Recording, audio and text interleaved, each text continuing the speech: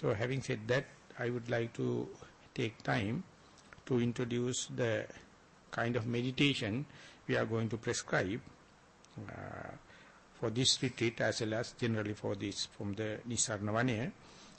As mentioned in these rules, the very first thing we are doing with the Theravada tradition, and therefore whole retreat we can recognize as retreat of Satipatthana, or establishment of mindfulness.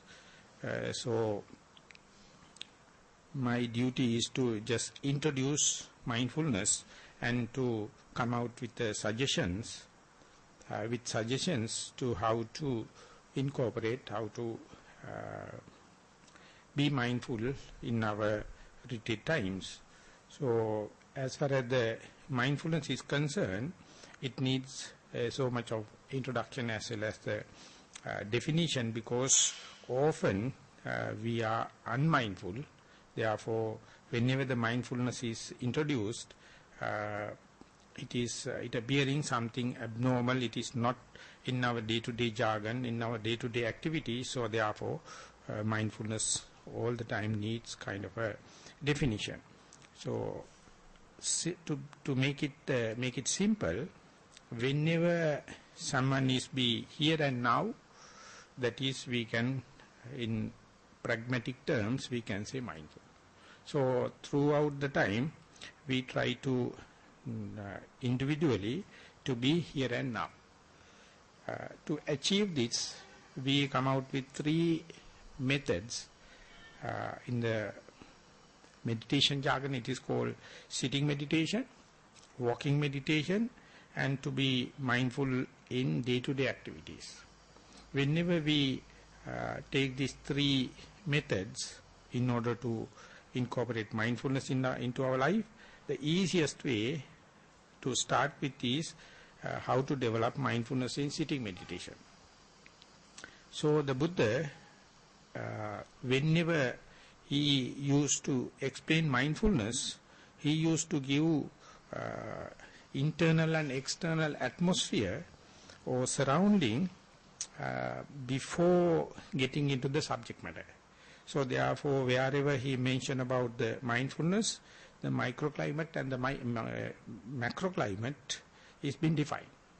So in Pali, if I am to quote, Aranyagatowa, Rukkhamulagatowa, Sunyagaratova, that is to explain the macroclimate. It is just like a operation theatre to have the facilities to have for a successful operation, surgical operation. Likewise, the Buddha says for this mindfulness, for this meditation, the best place is to entering into a forest.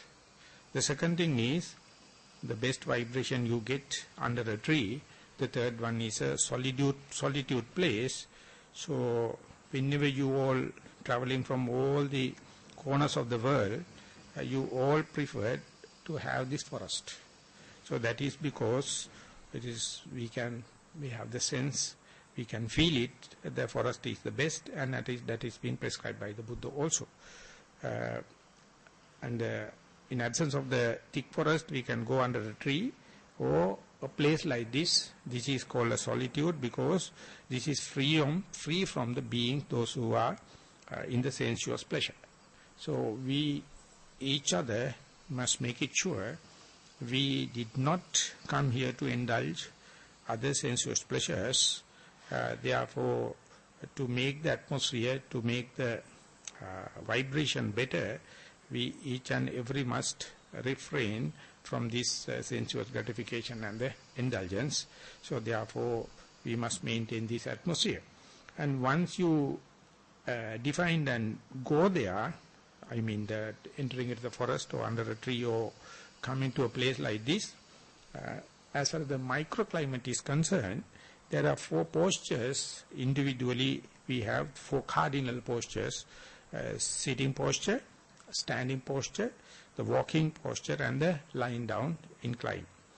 So out of these 4, specifically for the beginners, the Buddha has mentioned sitting is the best. So whenever we get a place like this and a group also interested into the same object. We assume the sitting posture, so I have to take little time to define the best posture. I am fortunate because we have the statue of the Buddha that is to depict how he sit whenever he wish to develop mindfulness and meditation. So if you look at it, you can see once you assume the posture, it is like a shape of a pyramid in Cairo. One complete triangle is touching on the ground. And once you keep the hands in such a way, it is every side it is triangular in shape. So this is the most established architectural structure. You can maintain easier and very little imbalance. Or otherwise, in Sri Lankan examples, we can see the Agaba or the Chaitya is also a bell-shaped one, is also well established. Or the other simple thing is an ant hill, also the same shape. It is well established on the ground and go up like a conical shape. So once you come up to this, the sitting posture, you must feel you are symmetrical and you must feel you are relaxed. Before going into detail, I would say this posture is not a must. This is the theoretical maximum, this is the best. But many may find it is very difficult to go and sit like this due to the ailments and your old age and other problems. So under such circumstances, you have to adjust accordingly. For example, sitting on a meditation bench or straight back chair, so that your back must be, the spinal cord must be straight. So therefore, whenever you go to a meditation hall, you may see many postures, many sitting benches and cushions, but this posture is the best. This posture is the ideal thing. So if you are a yoga practitioner, easily you may assume it. Otherwise, don't make it a burden. Just sit in a comfortable way, and once you sit, in order to make your posture conducive, in order to make your posture to that level, your mind must be happily or in a relaxed way dwelling inside the body. I am emphasizing it because if the posture is not comfortable, if the place is not ideal, if the place is not with medium amount of light and the air movements, the body, mind feel uncomfortable, feel alienated, so it may run up and down and think yesterday and tomorrow and other places and other people. Unless otherwise you feel comfortable, you feel relaxed, you feel at home feeling, then only you can expect mind to dwell within the body, so to say. So now is the time to define the mindfulness in the practical sense. Whenever you sit and mildly close your eyes and to experience here, now I am sitting. Or you can say here now I am. So this is the practically, this is the way you can feel whether the mindfulness is intact. So if it is not so, if the mind feel uncomfortable, so you have to understand your preparation, your groundwork is not up to the mark. So it is just a common sense to make it comfortable, more make it relaxed, so that mind naturally will come and rest, dwell on the body. So once that is achieved, that is to say here, now I am, so you step in to the mindfulness. To make it more emphatic or dramatic, I would say, if you are to keep the mind for a split second, thought moment, and to recognize that now I am here, you have to forget about the rest of the world. This is the biggest generosity, biggest generous action, generous thought moment you are entertaining. If you have any kind of a reference to the world or thinking about the yesterday and tomorrow, other places and other people, mind will never come and rest on this particular the alignment, so to say, here now I am. So each and every thought moment, experiencing, appreciating, here now I am means you are increasing the number of thought moments on the mindfulness, and you are ready to forego the whole world. So therefore, it is something you can experience it. It is something to be promoted. It is something you yourself has to take responsibilities. And do it in a relaxed way to keep the mind here and now. And when you are doing it, whenever the mind come to the one thought moment, you have no chance to experience it. So it must be number of thought moments, consecutive thought moments, then only you can experience, here now I am. So it's a very spiritual thing. It's a very good start. So you try to be here now I am. So throughout that, you are within the body and experiencing just being. That is called just being. In a technical sense, one can say without any intention, without any ambition, without any motivation, you just be, just being. So whenever that is being familiarized, you may sometime experience there's a kind of a perception, there's a kind of a feeling to indicate you, I am not dead, I am not sleepy, I am not fainted, I am awake. So your eyes are closed and mind feel comfortable at the body, and whenever the mind is mindful, or you can say diligent, you feel I am not dead. You can feel the existence, just being. You can feel I am not sleepy, I am not fainted. So this is a very good indication, very good sign that the mindfulness is continuing. So there the Buddha step in and he suggests, whenever the mind to experience this here now I am moment, experience not dead, not sleepy, not fainted, the breath, the movement of air appear like the intrinsically the bare minimum action, bare minimum activity of the involuntary muscles to maintain the life continuum. So some people at that moment will understand, in order to make sure that I am not dead, I am not sleepy, I am not fainted, the air movement. So that is a very good sign if you are to understand this respiration. You can see this is the indication, the bare minimum indication that I am living.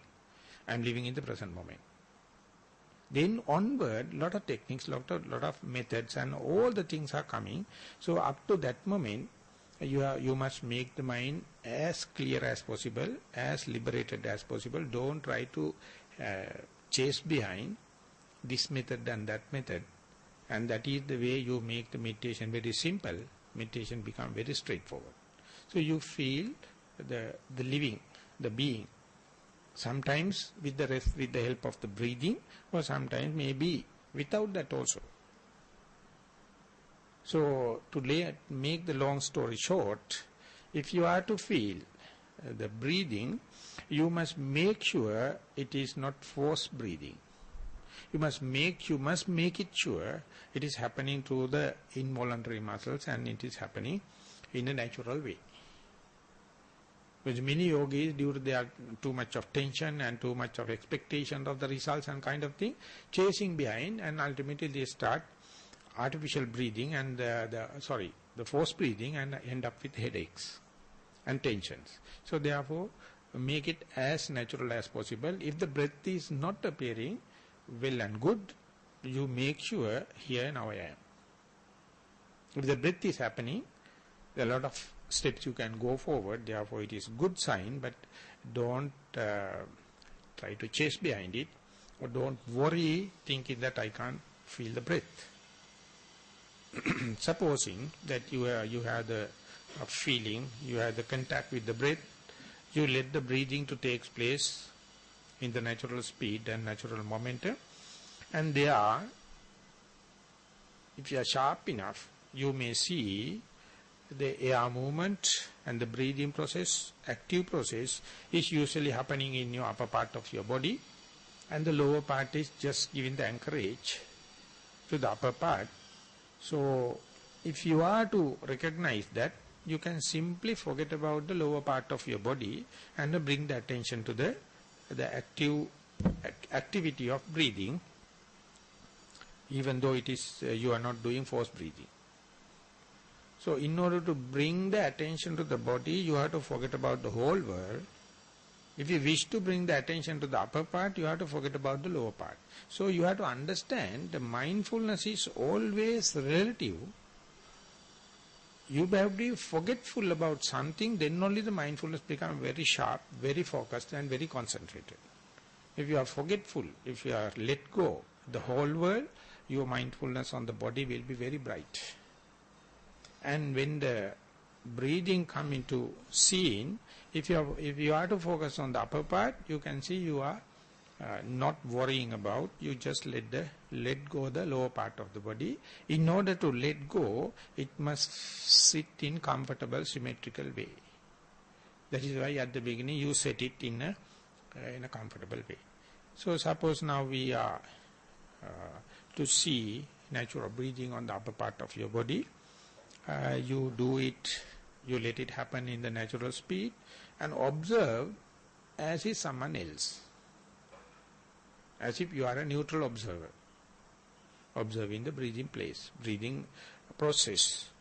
So when it is happening, to make the mindfulness very sharp and make the mindfulness very continuous, yet another technique, yet another aspect you can be aware of, that is to say, within the upper part of your body, which is the most touching point, which is the more prominent touching point of the air draft.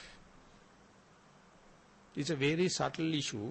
Many find it is difficult to locate a particular pinpointed point. Even if you find difficult, it is not a big mistake, it is not a big miss. But if you can find the touching point, and that make more and more focused mindfulness, that is, you are giving a support to the concentration, the one-pointedness.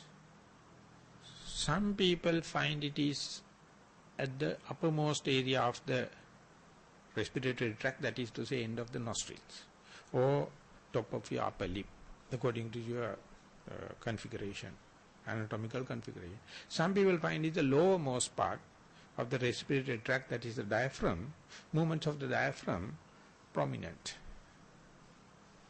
Whenever you are reading authentic text, you find references towards the breathing, in-breath and out-breath.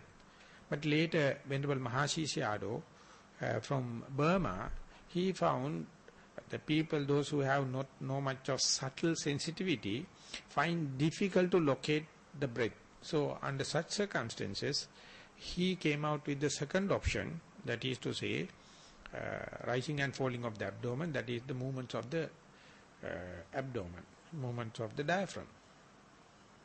It may be touching your clothings, or you may feel how is the rising and falling happen. One technical point is, if you are to look at the breath, in-breath start very subtle and become gross, brushing your nostrils and get out, and again it becomes subtle. Again the out-breath happen very subtle and brushing and rushing, and again settle down, and therefore two waves per one breath, in-breath and out-breath. But if you are to look at the in-breath, the rising and falling, it is single wave, very big one. In-breath appear like increasing, and the highest rising and then falling happen. Therefore, instead of two small waves, in rising and falling, you may get one single big amplitude, big wave, so therefore its grossness is higher, so find easy to locate by the people, those who are not well trained.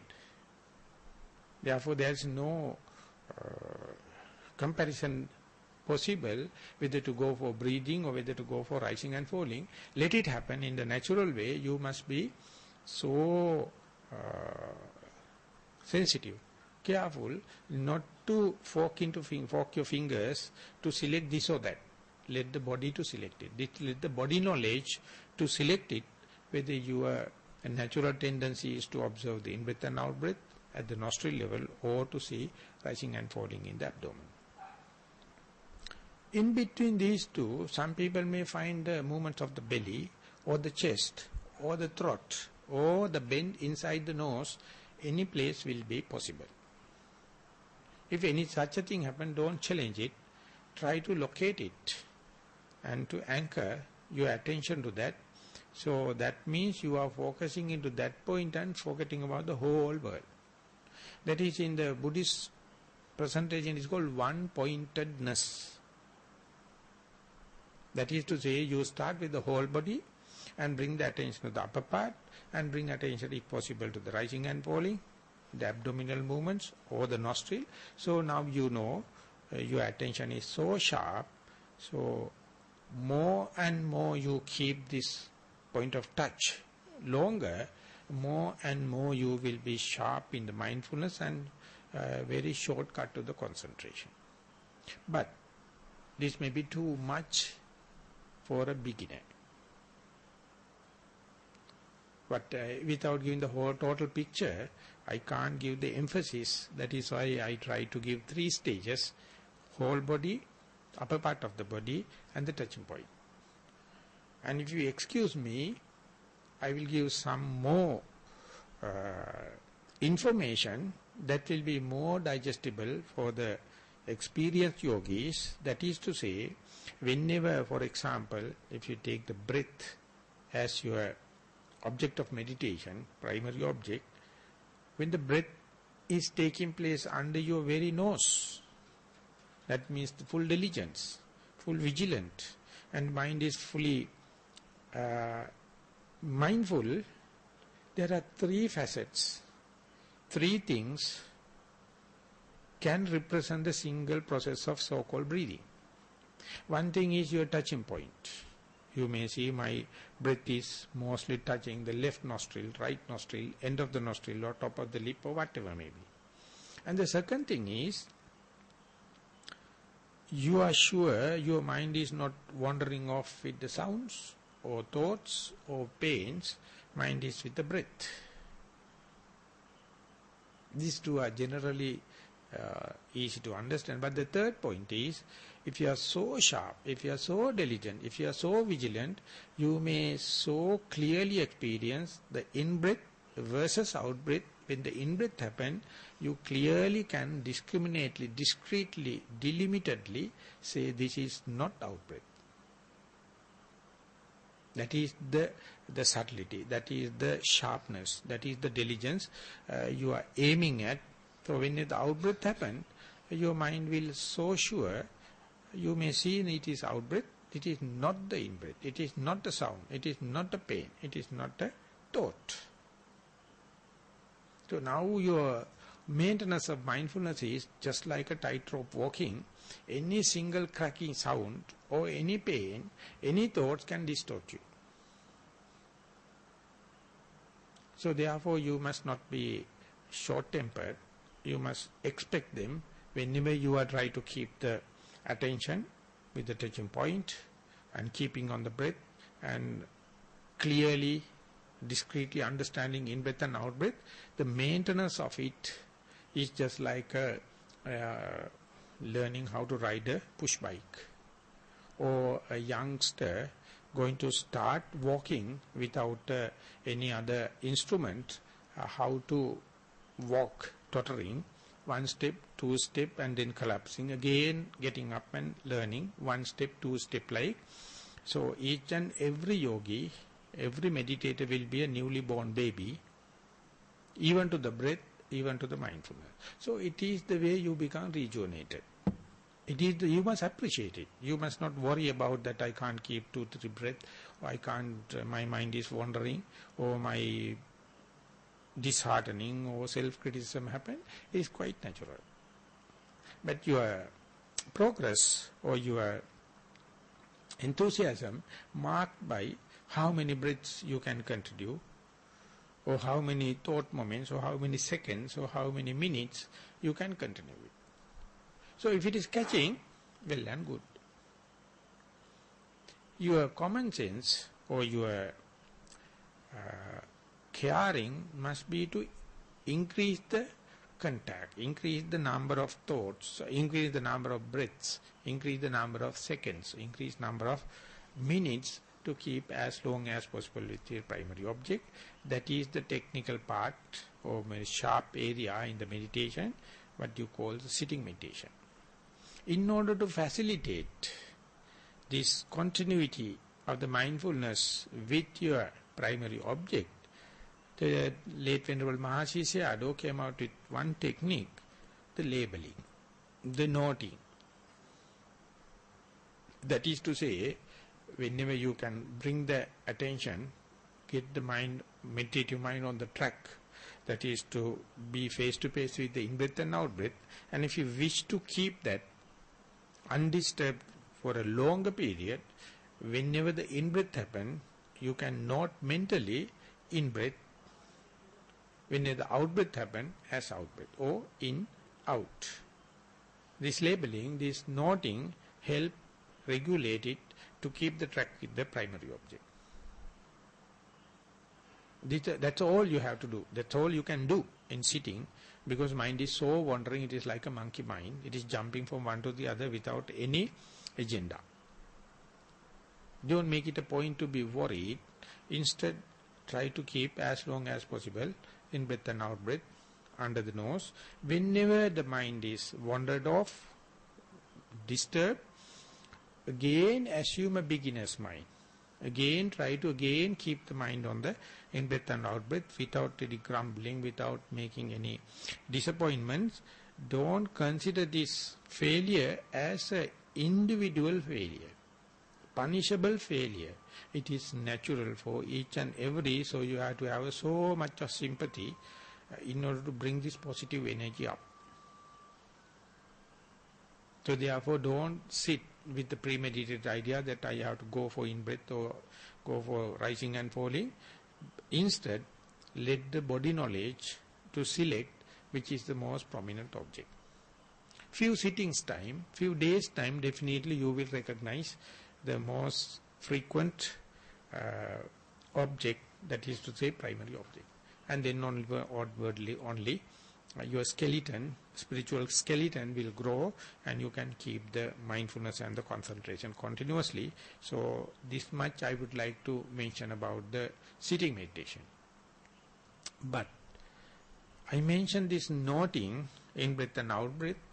That is the only tool you have in order to bring the mind back on the track. But you have a duty before the sitting.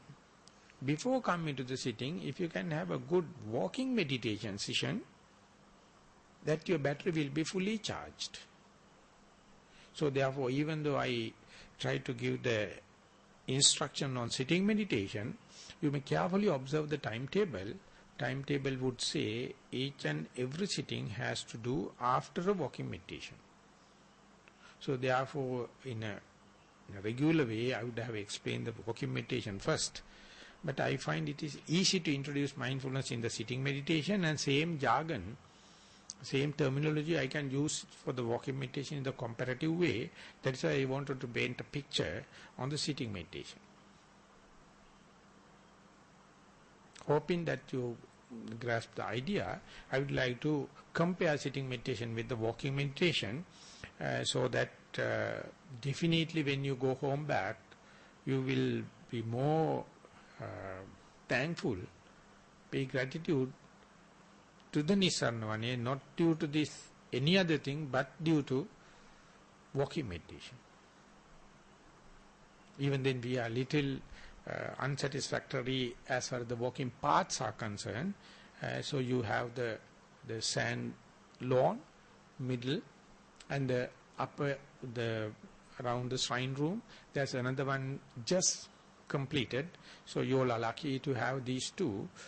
Whenever these sand bits are not available, for example, for rain and any other kind of thing, so you have to use the indoor walking paths. That is just an alternative for the sand bed. Sand bed is the best. For the males, they are better off because around the meditation hall, you have enough walking paths, and they are prepared. They are not traditional, perfect this thing, but to make use the lawn as much as possible, put boundaries just like a swimming pool for a competition. So that is the part we call the walking paths. And when you go out up, go to the monastery, males of course daily, but the others also may visit. There are some already set standard traditional walking paths meant for individual yogi, and that is in the separate kutis or separate dwelling places. But near the meditation hall you have the common meditation path, but anyway effect is the same. So in order to make the meditation path, you may see it's a flat ground, straight one, and laid down with half an inch of the soft sand.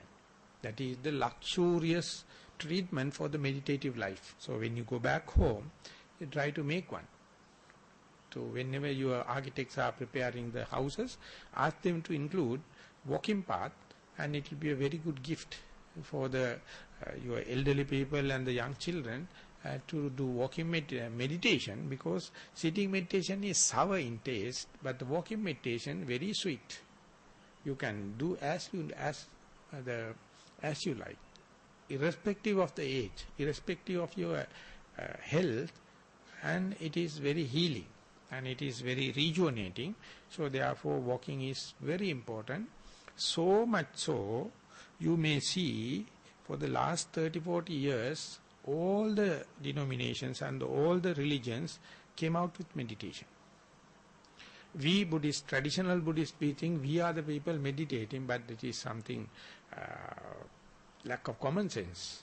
Each and every religion, they have meditation, but no one prescribed walking meditation, except the Buddha. And the Buddha says, if you wish to fulfill your task, the secret is in the walking meditation. If you have a proper digestion, if you have a lasting concentration, and if you wish to have rejuvenation without much of disease, bodily and physical, walking meditation is the path. So when the talks are going, I will try to incorporate as much as possible the beneficial part of the walking meditation, but now I will reduce it to the pragmatic part, practical part. To compare it with the walking meditation and the sitting meditation, you see, for the sitting meditation, as he mentioned, we are going to have a big meditation hall in the forest. We are going to have 5 feet by 5 feet square, 25 square feet for each individual. But for the walking path, we have to have a long stretch. We have to have 4.5 feet and 30-40 feet long stretch we need. We can make walking paths indoor and outdoor. Outdoor one is usually with the sand. Indoor one is usually, in Sri Lanka we are happy, we are lucky, we have the coir carpets made out of coir. It's a very good alternative for the sand bed. And that means the walking path must be average enough for 30 steps. That means 40 to 45 feet long and 4 to 4.5 feet wide. So therefore, space-wise, this is only 25 square feet, that the walking path needs a huge, long, bigger space. Other one is, as the postures are concerned, this is sitting posture, walking path, either standing or walking. And in sitting, in order to bring the attention inwardly, you are recommended to close your eyes. But in the walking meditation, you are asked to keep the eyes open. And when you are keeping the eyes open, you are not only concentrating on your touch of the tactile sensation of the body, but the eye is open, the ear is open for sounds, and the other one is sitting is a very passive action. You are sitting, you give the posture symmetrical and relax, and you just let the breathing to take place. But in the walking, you have to have the intention. You have to do intentional work, walking, and therefore walking meditation is very dynamic, demanding. And attention, the mindfulness, the diligence is demanding so much because it has to fight through the sounds, the visual objects, and the intentional work as well as the touch of the ground. So to keep the touch intact, not like in sitting, it is challengeful. But the point is, the touch of the ground by your soul is more gross, more prominent than touch of the air at your nostrils, so therefore the combination is different.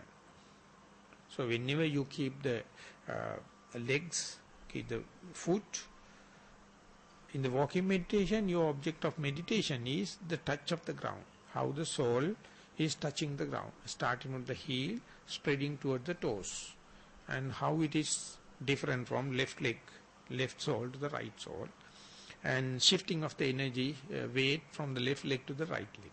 So likewise it is more challenging, and therefore theoretically accepted. In sitting meditation it is more conducive for concentration together with the mindfulness, or I would say concentration with the mindfulness as the proximate cause. But in the walking meditation, the mindfulness is backed by energy, so therefore in the walking meditation you develop a lot of energy so that the metabolism and the bodily functions will be regulated. So therefore walking meditation is a preliminary work to aiming at successful sitting. And many people, of course tomorrow at 1 o'clock, 1 to 2:30 we have question and answer session. Many will come out and ask what is the speed of walking meditation, because it's a technical aspect. In the breathing we call natural breathing. Walking also, many people try to regulate it, and it is not recommended. So therefore the best is you go and select your walking path, and this is the stretch I am going to walk, and at the end of it, facing the walking path, stand still, experience now I am standing. There you may get the figure not like a pyramid shape, but it's like a peg or like a candle. You feel you are standing on the ground, and make sure you are now in the present moment. Here, now, I am standing. And you are looking at your walking path that is supposed to take it as your for walking meditation. And if the body is not with much of any friction or any trouble, then you walk the distance that you determine, or what is the walking path is being meant, in a normal speed, without any meditation, without any noting. Just let the body to make decision, what is my normal speed. So don't try to imitate slow walking or faster walking. Just let the body to walk, decide the body's speed, and you must feel comfortable. You must feel familiarized with the walking path till that happens. Maybe few minutes, you just keep on walking up and down in order to check the path, whether it is okay for me to walk, am I crossing other people, is there any weeds or any kind of thing like that. You are just walking in order to familiarize. Once you become familiarized, then only you take the meditative object, that is the soul. That means in the sitting meditation your attention is in the upper part of the body, but in the walking meditation your attention is definitely lower part of your body. So therefore, not to get mixed up, you are supposed to keep the arms in a non-swinging way in front of you or behind you, so that your attention will be simply going to the lower part of your body. So now onward, you are try to be with as when and where the right leg is keeping, you try to feel the touch of the ground by the right sole. When the left leg is keeping, you keep the touch with the left leg and keep as much as possible, but don't try to be restricted to it, because your eyes are bringing a lot of visions, ears are making a lot of noise, sounds, listenings, and the bodily movements make air movements. So let them be, but don't make it a point to worry. You keep the touch with the right leg and the left leg.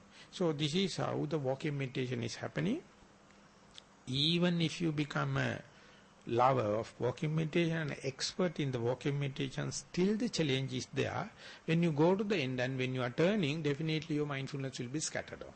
Your concentration will be scattered off. So therefore, your prime task is to develop the concentration and the mindfulness in the middle pace, and when you go to the end, try to maintain that the same contributor of the mindfulness without breaking, and bring it back to the other side. So therefore that area must be free from normal beings and free from other activities and attractive things. So therefore walking path must be very simple, well swept, plain sand, or a place like this with a choir mat or something like that. So whenever you are doing walking meditation, at least it takes 30 to 35 minutes to make the body familiarize with the action. So therefore try to maintain 1 hour as much as possible, and if you develop the good harmony, develop the good concentration and the mindfulness due in walking meditation, go and sit with the same calibration, same peace of mind, and then you can feel the body is happy to sit after walking about 45 minutes, 1 hour. Sitting will be comfortable. Adjust yourself and give the mindfulness to the primary object, and you can see it is going more and more deeper than without walking meditation. And that is how the walking meditation and the sitting has to go in hand. And the other general ethical benefits are, if you all are interested in teaching meditation for the younger people, don't prescribe sitting meditation. Ask them to go and do walking meditation. They will find it very easier. And if you wish to prescribe it for your parents and the elderly generation, they also find very difficult to sit and wait. But the walking is easier. Even if you've fallen into sickness and recovering, don't regiment, don't cramp yourself into the sitting meditation. Go for walking meditation. You may find you will be recover fast, and the body will let you know, okay, now you go and sit, and then that will be successful. So therefore walking meditation has a wider application, but unlucky enough, nowadays very little emphasis given to walking meditation, so therefore continuity is disturbed. So don't let that weakness creep into your meditation. Give 50% time, 50-50 on sitting and walking. You can see in the timetable, each and every walking meditation has to follow with the sitting meditation. So this is the way we try to keep the mindfulness in sitting and walking. And to end my presentation, I would like to take little time how to extend this further into our day-to-day activities. That is important, because you don't find walking paths at your home. You don't get this kind of atmosphere and the sitting meditation halls at your place. So therefore, if you can touch, if you can feel, if you can have a sense on the how to be mindful in the walking day-to-day activities, that assimilate your normal day back at home. So therefore, you have to understand sitting is more to the depth, and the day-to-day activities in mindfulness is to the breadth. It's a wider aspects. And the multitasking is there, the time pressure is there, and sometimes socialization is there. So therefore, you can't expect kind of a concentration on the day-to-day activities, but you can maintain a meager continuity of mindfulness. But even then, it is very versatile. It is quite appreciable. So therefore, in the day-to-day activities, if you wish to maintain the mindfulness, we introduce that in SMS, slowly, mindfully, silently. Slowly means whenever you wish to be mindful, so to say, one task when you are doing by yourself, just like brushing your teeth or washing yourself, any kind of thing, if you wish to incorporate mindfulness, do these tasks specifically in the meditation center in a little slow manner. Then mind is more self-conscious. So that itself, the slow doing itself, be a reminder for you to be mindful. So therefore, the yogi, don't rush. As much as possible, keep your pace little slower than the normal speed. And the second thing is, don't try to be mindful throughout the day. As a beginner, select most conducive conditions, conducive postures, conducive tasks, and try to be mindful with them at the beginning. When I started, my teacher, he asked me, don't go for sitting meditation, no walking meditation. I was so busy. He just asked one task a day just to start. That is to be mindful while brushing the teeth. That's the only starting point. He told you are daily doing it by yourself, and regularly you are doing the same time, same place. So therefore, just try to feel the brush touching the mouth and the gums and teeth, and just experience it. And do it slowly and try to be mindful. So this you consider as a special task to increase the mindfulness in your day-to-day activities. And the Buddha, explaining in the Satipatthana Sutta, he has item by item, he has itemized when you go forward, when you come back. When you look forward, when you look sideways. When you are stretching your arm, when you are bending your arm. When you are washing your bowl, when you are washing your robe, when you are listening, keeping silence, sleeping, and go to the toilet and doing the first and the second job, each and everything is being itemized. So much of compassion he has given, he is sharing with his own personal experience. So therefore, whenever you are going to be mindful in the day-to-day activities, you are broadening the concept of mindfulness, that is to be here and now, as much as possible to the simple tasks you do in a routine way. And if you are daily going to make a tag, daily when I am brushing, I must be mindful, or any other kind of thing, my teacher told it is like a ink drop system. When you take a blotting paper, first time you wipe it out your fountain pen, it make a patch. Next day you keep it, again it gets a patch. Ultimately, slowly, patches are increasing, more and more you use it. Likewise, slowly you can increase one by one, so task by task, to be mindful in the day-to-day activities.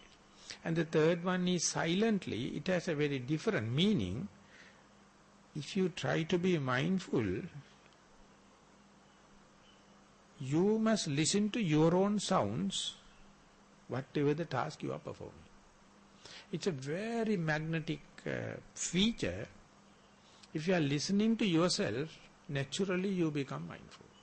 When you are washing dishes, brushing yourself, doing something, you see, if you are unmindful, you may be slamming the doors and don't care about other people kind of thing. It is due to this arrogance nature.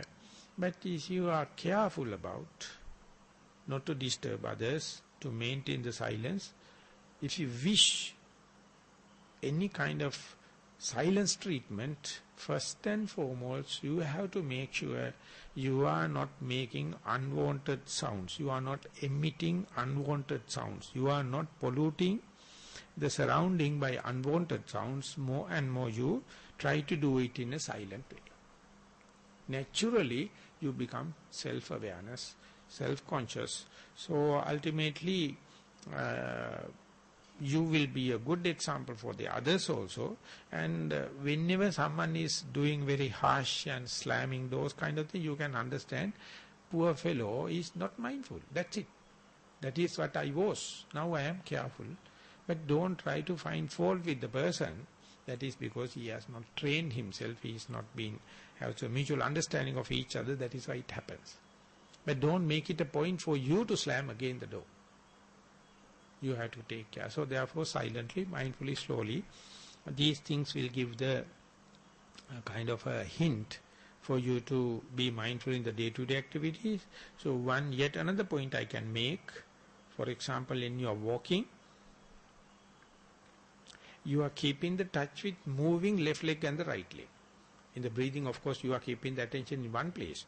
But in walking, you are keeping on the right leg and then immediately shifting into the left leg, right leg, left leg. So you are feeling the crumbly feeling of your foot. And in the day-to-day activities, you take not only the sole, even with the palms.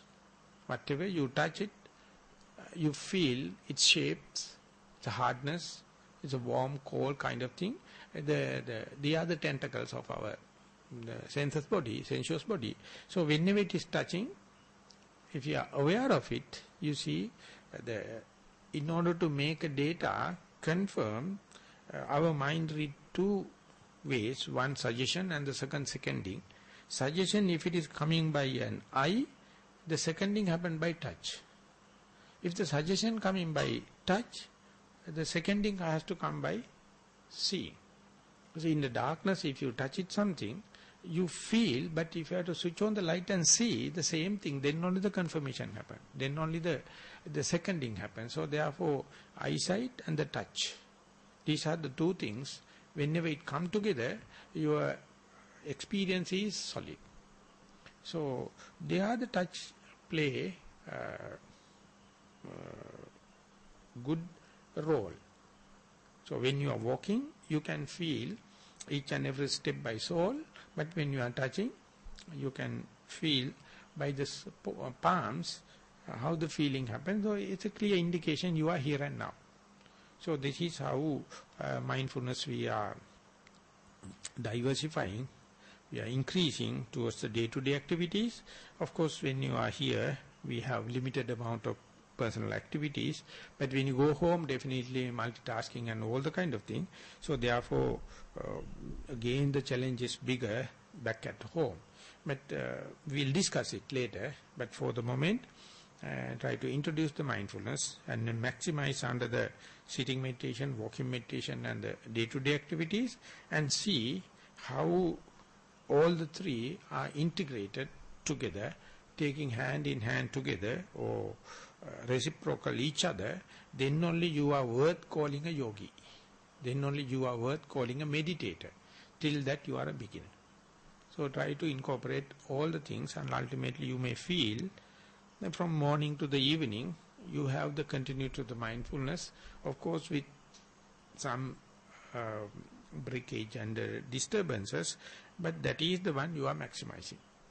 So that is called Satipatthana, or the foundation of mindfulness, and according to the traditional Buddhist circles, the biggest skillfulness you can achieve in a life. So sometimes it's called biggest merit. Merit also have the synonym like a skillfulness. So this is because the mindfulness have the end you can comprehend, because your attention is inward. That is why it is called insight. But the physics, chemistry, biology and all the other sciences are outwardly no end. It's a cul-de-sac, endless bag. Whatever you do, you will it, you can't fulfill it. But the Buddha found a completely traditional way, put inwardly, and he says your body itself, take it as a laboratory, put mindfulness into that and see day by day you will understand one aspect by one aspect, and one day you will understand exactly the same thing in the other person. For the moment you consider you are a male, you are a female, you are blah, blah, all the kind of thing. But when the mindfulness happens, you will understand the humanity exactly in the everyone. So you go through your personal approach, your personal likings and disliking, your personality, you take it an object of meditation, and when you go there, deep down there, the general human nature is touching, and that is sometimes in the Mahayana tradition they call Buddha nature. But as far as you are superficial, as far as you are unmindful, as far as you are in the sensuous gratification, you are more and more fertilizing your likings and disliking, your personalities, and making so much of fuss or conflicts. But instead, if you go deep into that, you can understand the human mind. So therefore, if you have to understand more and more about yourself, but it is not the second-hand knowledge, but under the note experience, easily you can understand other person, why he or she is behaving like that. So that is the way you develop sympathy, ultimately even to the animal beings, even to the plants, even to the non-living beings, you can spread it. So therefore mindfulness has a very tiny, simple, straightforward start, but the end, we can say it is the omniscient knowledge. But that is not necessary in order to get to emancipation. So the Buddha depicted his omniscient knowledge, and out of that he told, if you went on the way back, on the way halfway, you will understand the skillfulness and the unskillfulness. So mindfulness is the mirror, mindfulness is the reflection. You can understand how much you develop insight towards face-to-face understanding or under-the-nose experience. So task is easily definable. So we take this time during the retreat as much as possible to achieve this task through this single tool of mindfulness. Of course, a lot of other variables are there, but in the introduction, this is what I would like to emphasize. So I hope you all may experience a good mindful retreat. Thank you very much for participation.